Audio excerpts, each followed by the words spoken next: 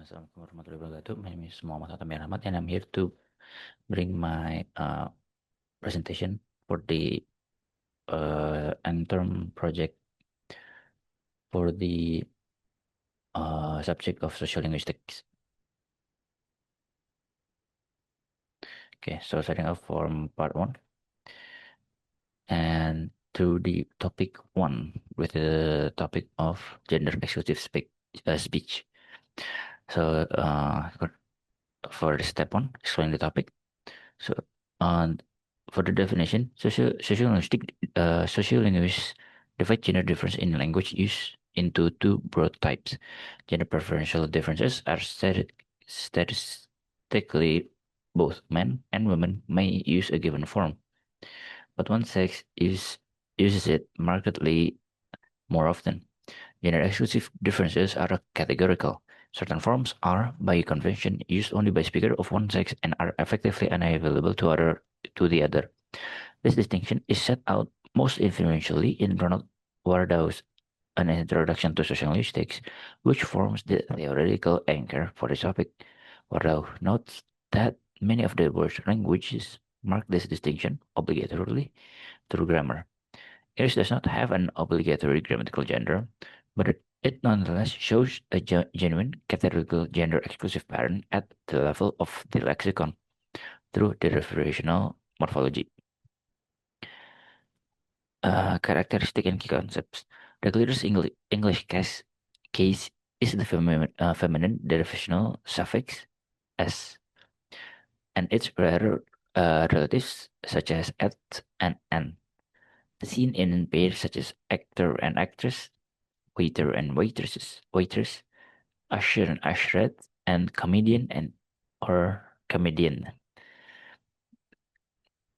These are exclusive rather than merely professional forms. Actors can never be used to refer to a man in any register or context, which is precisely the categorical restriction that defines the gender exclusive marking. The asymmetry runs in one direction. The base form, actor, waiter, usher, can, especially in recent usage, serve as a general neutral or generic term covering both sexes, while the S mark form remains exclusively female. A parallel, now largely retired, pattern existed with men compounds, chairman, policeman, paired with woman counterparts. Significance in sociolinguistic study.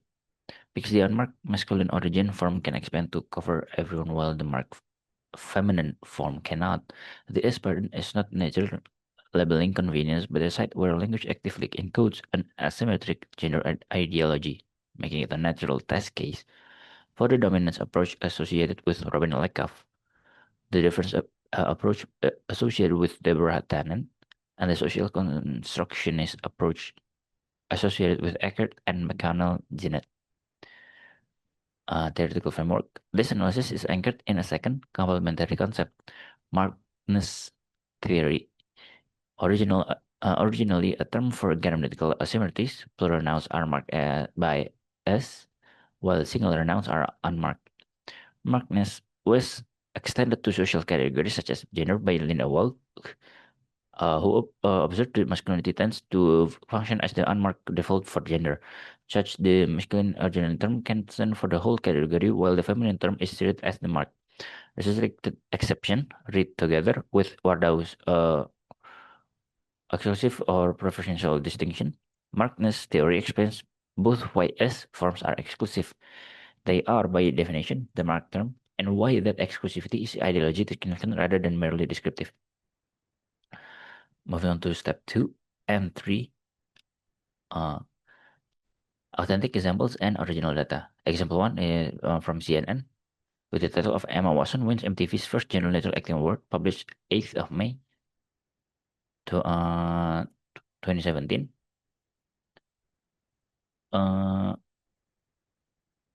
The article reports that the 2017 MTV Movie and TV Awards limited their long-standing separate Best Actor and Best Actress categories for the first time in the show's 26-year history, replacing them with a single general natural Best Actor in Movie category, which Emma Watson won for Beauty and Beast. The award was presented by Asia Kate Dillon, who is non-binary.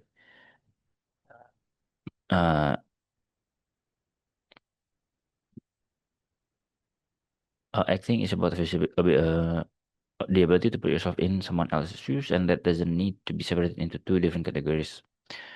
Uh, Spoke by Emma Watson, quoted by CNN 8 May 2017.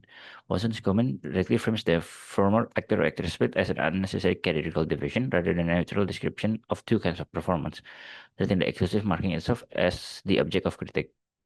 For the example two, Stage 32, a professional Stage 32, a professional social networking platform for film and television industry members, uh, untitled of actor versus actress. What is the correct title now?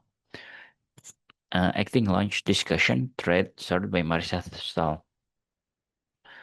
Uh, Quote, the word actress just sounds less professional and serious to me, said by Marisa Stahl. Still describing herself as a working actor and a singer, I reported she introduced her own profession as actor, and is regularly corrected by others who insist on actors. Other participants in the same thread take the opposite position without embarrassment. One responder reports having been told that words bodies now distinguish male actor and female actor rather than actor or actress, while another says plainly that she is comfortable calling herself an actress and feels no need to apologize for the term. The thread as a whole documents real unresolved disagreement among working professionals over whether the exclusive form should be used, avoided, or reclaimed. Going to step 4, identifying the sociolinguistic phenomenon.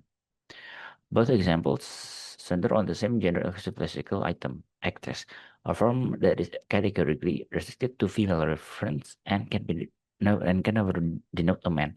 Example 1, this exclusivity is enacted at the institutional level through a named award category, Best Actress, that MTV chose to eliminate entirely.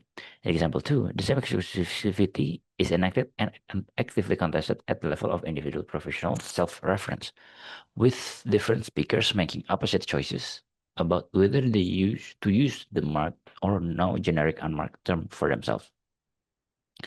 Uh, Survive, why the examples represent the topic. Because actresses cannot, under any register or context, be applied to a male performer. As this was Wardow's categorical definition of gender exclusive marking rather than merely statistical gender preferential pattern. It is not a matter of women using the term more often than men, but of the term being structurally unavailable for male reference at all. Both examples are therefore genuine instances of the topic rather than the weaker gender preferential phenomenon, because in each case, the linguistic community treats the exclusivity of the S form as something worth explicitly naming, defending, or abolishing. Behavior that would make no sense if the marking were merely a matter of degree. Applying markedness theory, actor function as the unmarked default, capable of covering a performer of any sex, while actor is the marked artistic term structurally unable to do the same. An asymmetry that positions maleness as the ordinary, generic case, and femaleness as the marked exception, exactly the ideological pattern Wout identifies in gender marking more broadly. Applying Wardow's exclusive or preferential distinction sharpens the analysis. Because usage is categorical rather than gradient, the actor or actor's pair is a genuine case of gender exclusive marking realized through English derivational morphology rather than through pronouns or grammatical gender agreement. As in the languages, Wardrow surveys elsewhere read side by side. Surveys elsewhere read side by side. The two examples show the same exclusive marking being resolved in opposite direction at different levels of the same speech community. MTV, a mass media institution, resolved the asymmetry top-down by discarding the marked category altogether, while the Stage 32 professional continue to negotiate it bottom-up, with some embracing the unmarked term and others reclaiming the marked one on their own term. To step 7, support from journal articles. Stephanovich and Middeke, analyzing a corpus of roughly 780 English derivation in us, the authors show that, contrary to the common assumption that us works like a true grammatical motion affix, as in thus as in, thus, in German. The suffix never functioned as neutral sex marking in English. Instead, it progressively came to invoke negative, female-directed stereotype connotation, which is why the large majority of us forms such as authors, poets, sculptors, have fallen out of use, while only a small, highly conventionalized set, including actors and waiters, persist. This fund deepens sub-six considerably. It suggests that MTV's intentional choice to reward best actors was not simply a matter of gender-neutral labeling, but a response to exactly the kind of accumulated negative stereotyping the corpus data documents.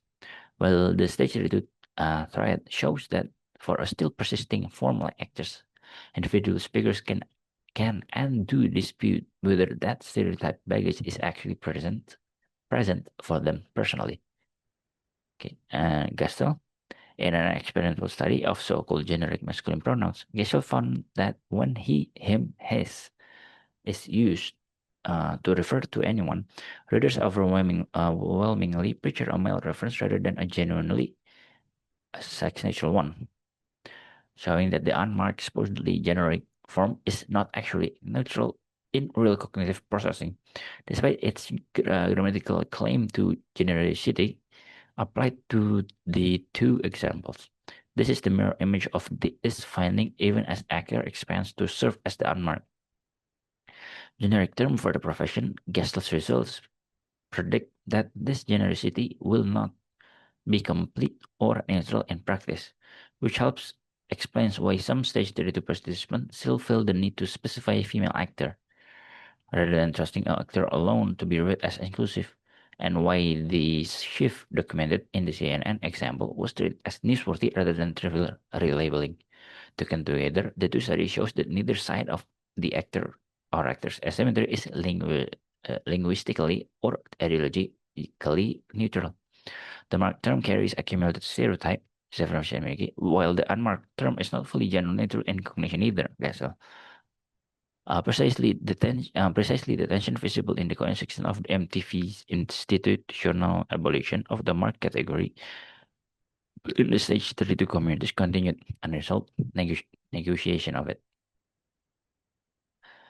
Uh, Step 8, detailed interpretation. At the level of linguistic features, both examples turn on a single derivational suffix as and on the further institutional level linguistic act of naming an unknown words category after it.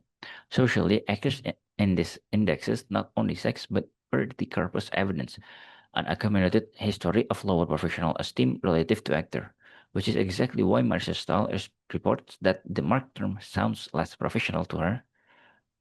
Culturally, the entertainment industry function as an unusually visible arena in which broader societal negotiations over gender-exclusive language become public. Award ceremonies, trade press, and professional networking platforms all make the underlying linguistic ideology explicit in a way that is rare in most other workplaces. In terms of identity construction, the two examples show individual performers actively using their choice of title to construct professional identity.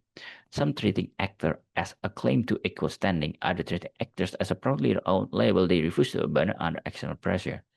Regarding the power relations, MTV's decision to demonstrate the top-down power of a mass media institution to redefine an entire category at once. A clear contrast to the slower, contested peer-to-peer negotiation visible on stage 32, illustrating that general exclusive language is shaped simultaneously from above and from below. The underlying ideology at the stake that gender making of a professional role is either unnecessary or discriminatory, or a legitimate, freely chosen identity label is itself actively contested rather than settled, which is precisely why both examples remain newsworthy or discussion-worthy years after the terms themselves were coined. Regarding context of communication, example 1 operates within a formal broadcast institutional register, the example 2 operates within an informal peer support community register, showing the same exclusive item being negotiated differently depending on audience and stakes. Okay, step 9, comparing the two examples. The two examples are similar in both culture and identical logical pairs. The actor or actresses actors and the identical underlying gender expressive pattern, and both occur within English language entertainment industry discourse discourse in which the speakers display clear metalinguistic awareness that the terms are not neutral. They differ sharply in outcome and mechanism. Example one is shows a powerful media institution resolving the asymmetry and unilaterally and top down by simply discontinuing the mark category, while example two shows the same asymmetry remaining genuinely unresolved at the grassroots level, with individual working professionals reach opposite personal conclusions within a single conversation. This contrast demonstrates that institutional language change and community language practice do not necessarily move in lockstep. A mass media institution can retain an exclusive category while the wider speech community it draws performers from continues to use, defend, and reclaim the very same exclusive term. The pattern also shows that gender exclusive marking in English, unlike the obligatory grammatical systems, while surveys in other languages remains genuinely optional and speaker controlled, which is exactly why it can be abolished in one register or workshop categories while persisting actively debated in another. Okay, second conclusion. Gender exclusive speech is a real demonstrable phenomenon in English, even though the English lacks the obligatory grammatical gender marking that makes the parent most visible cross-linguistically. The "-s" suffix creates a genuinely exclusive categorical feminine-only form, and markedness theory explains why the corresponding masculine origin form was able to expand into an unmarked gender default. Stevanovich and Mideke shows empirically why some S forms have survived while most have not.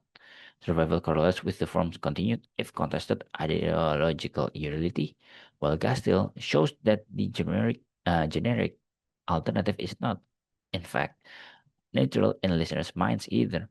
The two authentic 2017 and ongoing media examples show this tension operating in real, current English language media. A major broadcaster can formally abolish the exclusive category at the institutional level, will individual English-speaking professionals continue in the very same year and after to assign real, personally significant, and sometimes opposed meaning to the exclusive term itself. Okay. Moving on to the second topic, which is stereotypes. Okay, so step one, explaining the topic.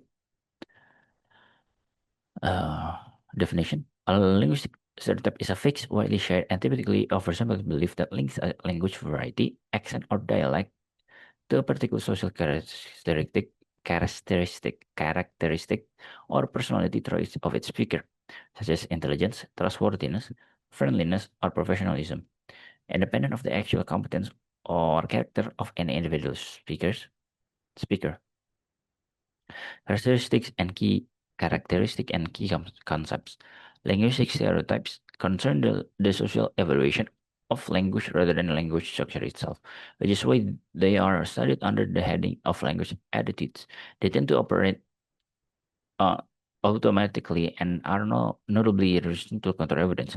The classic experimental method for isolating them is the match guise technique devised by Lambert and colleagues in 1960, and which a single bilingual and bidialectal speaker is recorded producing the same content in two or more varieties. Listeners believing that they are reading different people, nonetheless attributes different traits to the different speakers, revealing that the evaluation attaches to the linguistic form itself and not any genuine difference in the speaker's character. Linguistic stereotypes are closely tied to the idea of prestige hierarchy among the accents and dialects present within a single speech community. Significance in sociolinguistic study. Because stereotypes translate into measurable discriminatory outcomes in education, employment, law, and media representation, a pattern researchers term accentism. Understanding their mechanism has consequences well beyond pure linguistic description. Theoretical framework.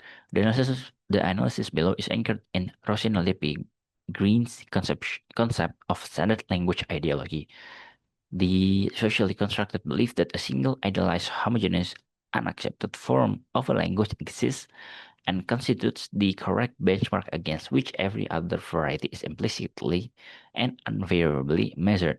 Leppy Green further describes the language subordination process by which institutions, schools, media, and employees convince speakers of non-standard or minority varieties that their own speech is deficient, relying on rhetorical moves such as appeals to authority and trivialization of resistance. Crucially, Green stresses that the standard invoked in these appeals is an abstraction that is nobody's actual native, spontaneously spoken variety.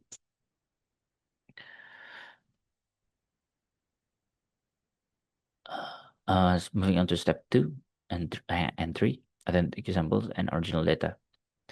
Example 1, Personal Today, a leading UK human resource trade publication, action bias at work, one informed or criticized, published 3 November 2022. Reporting on the Sutton Trust Speaking Up research report. The article reports that accent closest to received pronunciation and other national standard forms of British English are consistently rated as higher status and more strongly associated with authority and professionalism, while regional, working class, and minority ethnic accents are less positively evaluated and more often linked to stereotypes such as aggression or lower competence. 1 in 4 UK workers surveyed reported having been mocked or criticized for their accent. It is disgraceful that people are mocked, criticized, and singled out for their accents,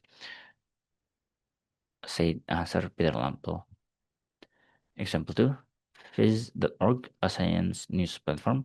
Research reveals accent discrimination in hiring, published 24 November 2022, reporting on Spence et al. Peer-reviewed meta-analysis. Is your accent right for the job? A meta-analysis on accent bias in hiring decisions. The article reports that the meta-analysis found no significant bias between different native English regional accents, for example, American accent versus British accent English, but found strong consistent bias against foreign accented candidates, for example, American accented versus Chinese accented English, and that standard accented women were favored over non-standard accented women in hiring simulation, while men showed no equivalent accent-based penalty. Moving on to step 4, identifying and the sociolinguistic phenomenon. Both examples document accentism. Evaluators infer competence, professionalism, and trustworthiness from the sound of a person's speech alone, independence of what is actually said or of the speaker's real qualification. An example 1 disappears as the everyday workplace mockery and criticism tied to regional class marked British candidates in controlled hiring experiments, with message content held constant across accent conditions so that accent itself is isolated as the cause of the differential evaluation. Moving on to slide 5, why the example represent the topic. Both are direct evidence-based documentation of listeners' automatic unwarranted trait inference from accent, matching exactly the evaluative bias definition of linguistic stereotyping introduced in step 1. The meta-analytic design underlying example 2 is particularly strong evidence because it isolates accent as a variable while holding content and implicitly clarification constant, ruling out the possibility that the observed hiring gap reflects any genuine competence difference, precisely the logic of the match guys tradition. Example 1 demonstrates the same underlying phenomenon operating informally and interpersonally in everyday workplace interaction rather than in a controlled experiment. Step 6, analysis using theory. Applying Green's standard language ideology, example 1 explicitly names received pronunciation as the reference point against which other British accents are measured and found less professional, while example 2 shows the same mechanism operating at the level of native sounding versus foreign sounding English internationally. In both cases, an idealized, effective non-existent neutral accent functioned as the invisible yardstick. Applying the language subordination mechanism more specifically, appeals to authority are visible in the weather reporting around example 1, which shows that some UK legal professionals are explicitly advised to adopt RP in place of their regional accent to improve career prospects, treating the institutional preference for their standard as self-evidently correct. and trivialization of resistance is visible in the framing of workplace action mockery as a casual criticism or joking rather than a serious form of bias, even though certain trust's own chairman explicitly rejects the framing as disgraceful. Moving on to step 7, support from a journal article.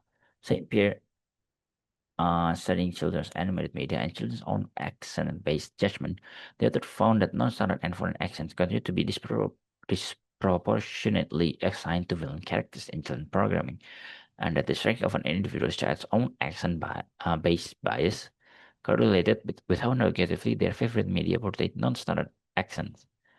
This supplies a developmental explanation for the adult bias documented in both 2022 examples. The tendency to read action as a proxy for a competence of trustworthiness is possibly seeded early through repeated media exposure, well before the UK workers surveyed by the Southern Trust or the higher evaluators studied by Spence and College ever judge a real college or candidate.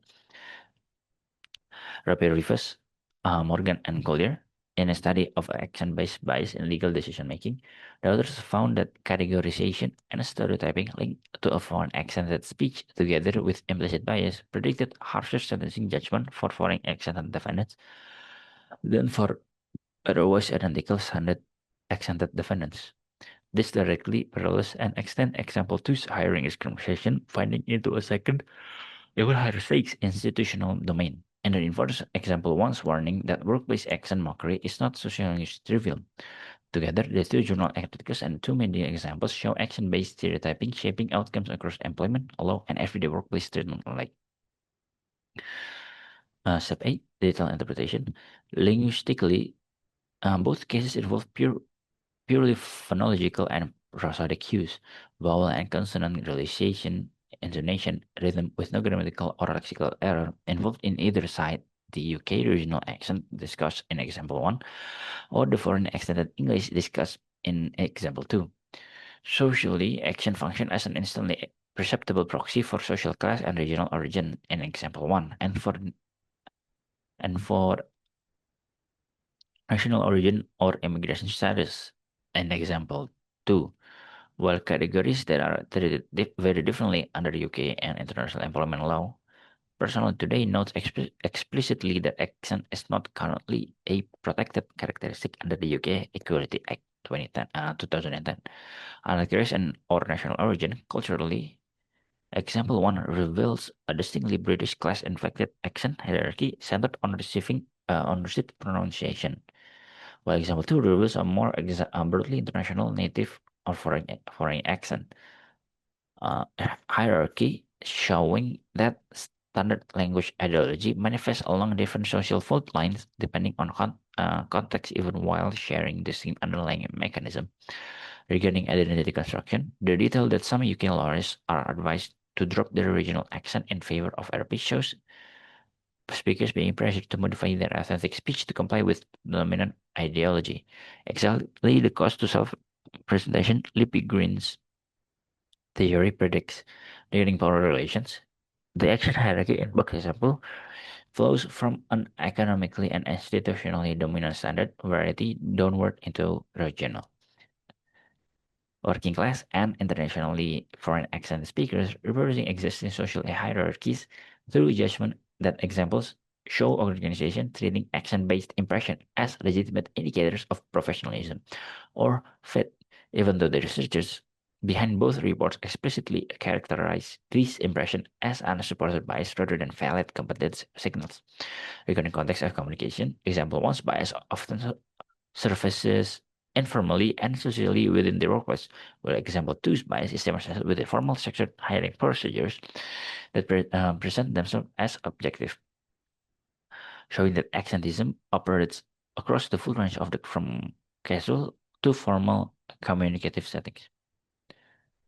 Moving on to step 9, comparing the two examples. The two examples are similar in both show action independent of content or competence, driven negative professional judgment, and both are grounded in incredible database reporting from the same period, late 2022.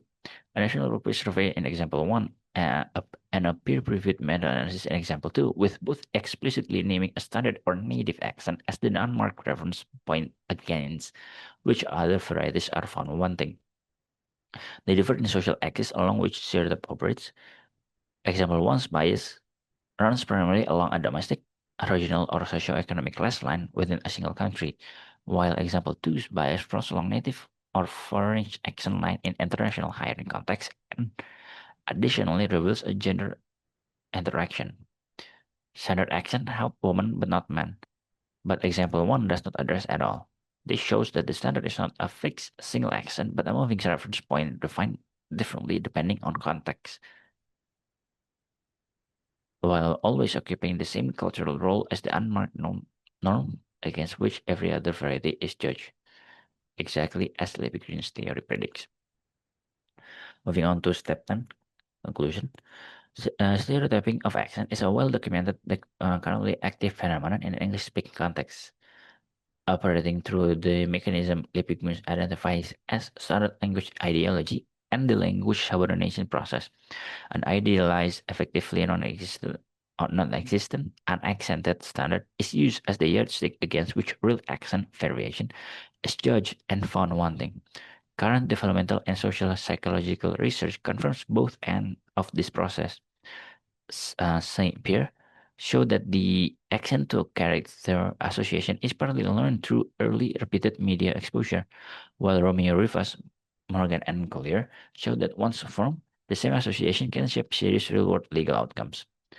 The two 2022 English language examples analyzed here demonstrate that this pattern is fully active in both everyday UK workplace life and formal international hiring decisions, together showing that combating linguistic stereotyping requires recognizing action as ordinary, rule-governed linguistic variation rather than as legitimate signal of competence or character. Okay, here are the references for the first part. Okay, moving on to part 2, which is answering the question for each topic. Starting from the topic 1, gender exclusive speech. Number 1, what is gender exclusive speech? Gender exclusive speech refers to linguistic forms that prioritize one gender, typically male, by using expressions such as generic masculine pronouns he, his, that refer to all people. This phenomenon occurs because language has historically developed within patriarchal societies where male experience is treated as the norm. The meaning conveyed by such language is that men are the default human category, while other genders are secondary or invisible. Sociolinguistically, it functions to maintain gender inequality and reinforce androcentric perspective in communication. Why can the number 2, why can the manager's language be considered gender exclusive? The manager's language is gender exclusive because it repeatedly uses masculine pronouns his, he to refer to all employees, regardless of gender. This reflects an androcentric linguistic assumption that equates professional identity with maleness. The meaning conveyed is that employees are implicitly male, which includes female employees from representation. Sociolinguistically, this reinforces male dominance in workplace discourse and contributes to unequal participation and recognition. What social and linguistic effects may result from such language? Number 3, what social and linguistic effects may result from such language? Gender exclusive language can lead to both social and cognitive effects, including reduced inclusivity and biased mental representation. It occurs because language influences perception, as suggested by linguistic relativity. This meaning conveyed is that certain groups are less visible or less important. Sociolinguistically, this can discourage participation from the marginalized group and reproduce institutional gender inequality within professional environments. Number 4, what alternative language forms could be used? Alternative forms include gender-neutral pronouns such as singular they, plural construction like employees must submit their reports, and inclusive nouns such as staff or team members. These alternatives occur as part of efforts to make language more inclusive and equitable. The meaning conveyed is that all individuals are equally represented. Sociolinguistically, such forms promote inclusivity and reduce bias in communication. Number five, analyze the case using theory and journals. According to Janet Holmes, language reflects and constructs social identities, including gender relation, which explains how the manager's language reinforces inequality. Stahlberg demonstrate that generic masculine forms lead to male biased mental representation, was Szczesny show that gender fair language improves inclusivity. These studies support the analysis by providing empirical evidence that linguistic choices influence perception and social equality, confirming that the manager's language contributes to gender exclusion. Moving on to topic two, density. Number one, what is linguistic density? Linguistic density refers to the concentration of information within a sentence, particularly a number of content, words, and concept expressed. It occurs because academic and formal language often compress complex ideas into fewer words to achieve efficiency. The meaning conveyed in dense language is more detailed and abstract. Sociolinguistically, density functions to signal expertise and academic authority in communication. Number two, how does density affect communication and comprehension? Density affects communication by influencing how easily information can be processed. High density increases cognitive load because more information must be interpreted at once, while low density allows for easier comprehension. The meaning conveyed in dense language may be precise but difficult to understand. Sociolinguistically, this creates a distinction between expert and non-expert audience. Number three, which lecturer uses higher linguistic density? Lecturer B uses higher linguistic density because the explanation includes multiple abstract terms and embedded meaning within a single sentence. This occurs due to the use of academic vocabulary and conceptual compression. The meaning conveyed is more technical and detailed. Sociolinguistically, it signals academic expertise but reduces accessibility for students. Number four, what are the advantages and disadvantages of dense language? Dense language provides advantages such as precision and efficiency, especially in academic context, but it also has disadvantages including reduced clarity and increased processing difficulty. This occurs because high information load requires greater cognitive effort. The meaning conveyed may be accurate but less accessible. Sociolinguistically, dense language can create barriers between experts and learners. Number five, analyze the case using theory and journals. According to MAK Halliday, lexical density is a key feature of academic discourse, explaining why lecturers B explanation is more complex. Ure shows the higher lexical density increases informational load, while Snow demonstrates that dense academic language can hinder comprehension.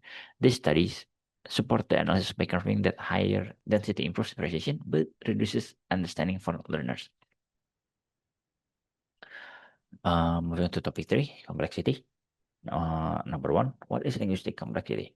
Linguistic complexity refers to the structural elaboration in language, including the use of multiple clauses, subordination, and syntactic embedding. This occurs because formal communication often aims to provide detailed and precise information. The meaning conveyed is more specific but requires more effort and process. Sociolinguistically, complexity functions to signal formality and authority. Number two, which version demonstrates greater complexity? Version B demonstrates greater complexity because it includes relative clauses and additional descriptive elements within one sentence. This occurs due to use of embedded structures. This meaning conveyed is more detailed. Sociolinguistically, it reflects institutional or formal communication style. Number three, how can syntactic complexity affect understanding? Syntactic complexity affects understanding by increasing processing time and cognitive effort. It occurs because listeners must interpret multiple layers of structures simultaneously. The meaning conveys may be precise but less accessible. Sociolinguistically, this can limit comprehension for general audiences. Number four, when is complex language appropriate? Complex language is appropriate in context requiring precision, such as academic or legal writing. It occurs when detailed explanation is necessary. The meaning conveyed is exact and formal. Sociolinguistically, it functions to convey authority but should be offered in simple instruction where clarity is more important.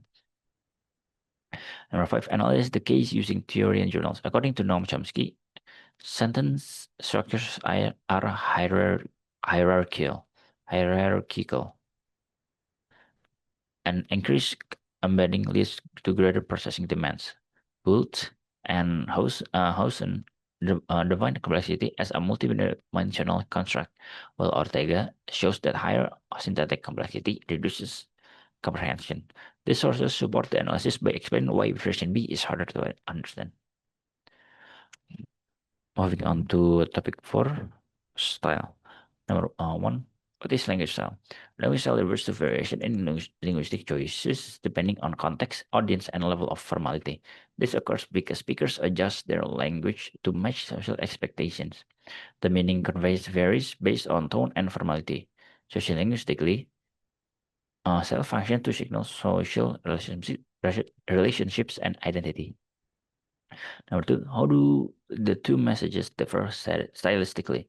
The first message is informal, using casual expressions and slang, while the second message is formal, polite and structured. This difference occurs because of variation in context and audience awareness. The meaning conveyed in the first message may appear disrespectful, while the second conveys professionalism. Sociolinguistically, the styles reflect different levels of social appropriateness. Number 3, why is the second message more appropriate? The second message is more appropriate because it aligns with academic norms and shows respect towards the professor. This occurs due to awareness of power distance and institutional expectations. The meaning conveyed is polite and professional. Sociolinguistically, it supports positive interpersonal relationship. Number 4, how does style influence interpersonal relationship? Style influences relationship by shaping how speakers are perceived. Appropriate style fosters respect and cooperation, while inappropriate style might create negative impressions. This occurs because language reflects social norms. Sociolinguistically, style helps maintain social harmony and hierarchy. Number 5, analyze the cause using theory and journals. According to William Labov, speakers shift style depending on context. Brown and Robinson explain politeness strategies, while Kuplin highlights the social meaning of style. These theories support the analysis by explaining why the second message is more effective. Move on to topic 5, context. What is the number 1? What is context in social linguistics? Context refers to situational, social, and cultural factors that influence meaning. It occurs because meaning is constructed through interaction rather than words alone. This meaning conveyed depends on shared knowledge. Sociolinguistically, context guides interpretation. Number 2, why can the same expression have different meanings? The same expression can have different meanings due to polysemy and variation in social usage. This occurs because different groups assign different meanings to the same word. The meaning conveyed depends on the interpretation. Sociolinguistically, this reflects language variation. Number 3, what contextual factors influence interpretation? Factors include age, cultural background, and communication setting. This influence how meaning is interpreted. The meaning conveyed may vary across groups. Sociolinguistically, these factors shape understanding. Number 4, how does context affect communication? Context affects communication by determining whether meaning is correctly understood. Shared context leads to clarity, while differences lead to misunderstanding. Sociolinguistically, it ensures effective interaction. Number 5, analyze the case using theory and journals. According to Delheim, communicative competence depends on context. Levinson and Tagliamont show that meaning varies across social groups. This supports the analysis by explaining differing interpretation. Moving on to topic 6, register. Number 1, what is register? Register is a variation in language according to situation, including audience and purpose. It occurs because speakers adapt to language context. The meaning conveyed remains similar but expressed differently. Sociolinguistically, it ensures appropriateness.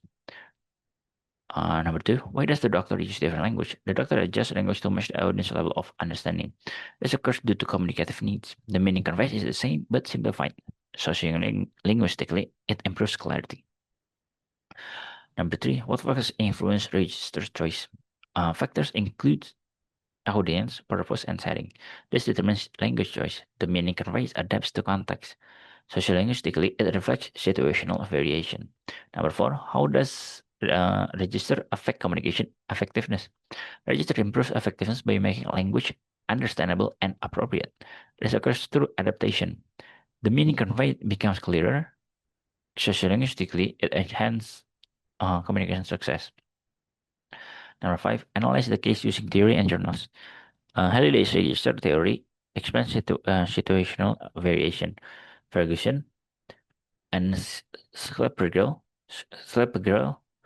show how specialized language adapts to audience. This supports the analysis by explaining effective communication. Moving on to topic 7, stereotypes. Number 1, what are linguistic and social stereotypes? Stereotypes are generalized beliefs about groups expressed through language. They occur because of social categorization. This means conveys simplifies group identity. Sociolinguistically, they shape perception. Number 2, how are stereotypes reinforced through language?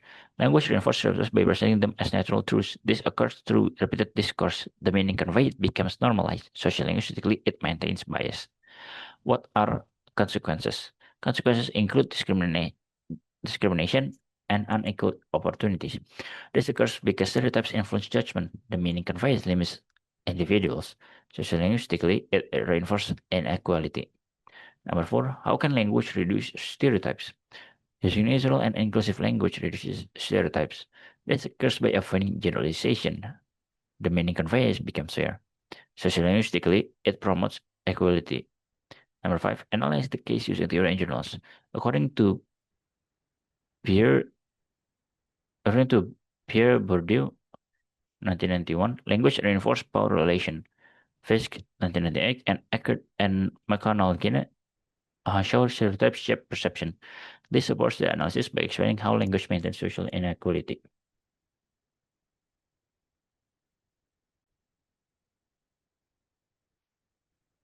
Okay, so these are the references used, and that will be all from me. Thank you so much for your attention. Wassalamualaikum warahmatullahi wabarakatuh.